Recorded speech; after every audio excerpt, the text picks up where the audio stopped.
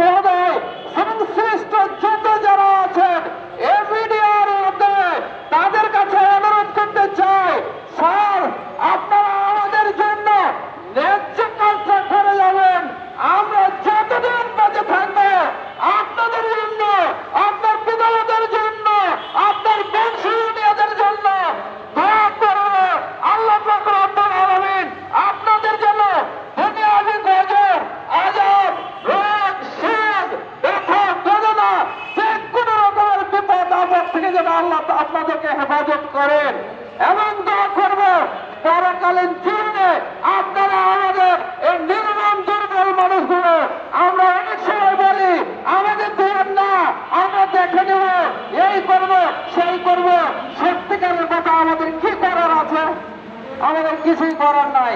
এগুলো বলার হয় এক একজন আছে, মনের অভিব্যক্তগুলো প্রকাশ করেন মাত্র।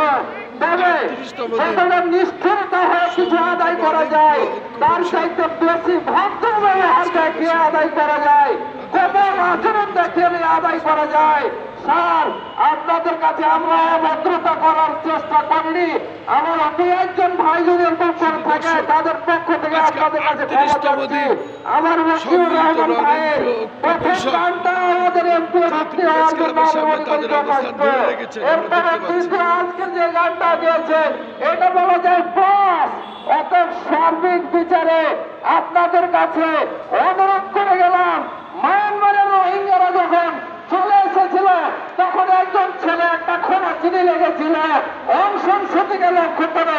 অংশন সতী তুমি যখন জেলখানায় ছিলে তখন তোমার জন্য আমরা রোজা করেছিলাম, কিন্তু মুক্ত হয়ে তুমি সরকারের সাথে আঘাত করে তুমি মুসলমানদেরকে এমন ভাবে অন্যায় করলে, এই জন্য একটা খোলাই চিনি লেগে গিয়েছিল, চোখের জলে লিখে গেলাম তোমার ভবিষ্যৎ।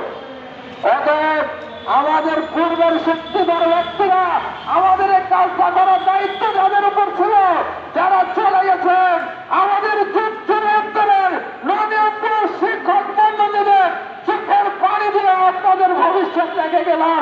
লোকাল পরকাল আপনারা এর পাবেন না, আল্লাহ এর বিচার করবে।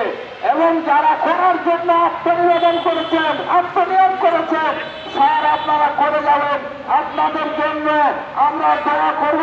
শেষে বলে যায় যে ওঠে ওঠে স্যার আপন দেশে যান, আপনাদের মতো বন্ধু যেন যুগ যুগ ধরে হয়। আসসালামু আলাইকুম ওয়া রাহমাতুল্লাহি ওয়া বারাকাতুহু। ধন্যবাদ আমাদের সদর স্যারকে। আপনার নাম কি? কোন স্কুল? আজকের আমাদের এলাকার অবস্থান কর্মসূচি মোহাম্মদ সোহাইবুর রহমান। 38তম দিন কোন সুযোগ পাইছেন? কার্যক্রম কোন রকম আমাদের এখানে সমস্ত ঘোষণা করছি। আমরা অনেকটা ইনশাআল্লাহ আগামীকাল সকাল 9টা থেকে আবার পুনরায় আমাদের আনুষ্ঠানিক কার্যক্রম শুরু হবে ইনশাআল্লাহ।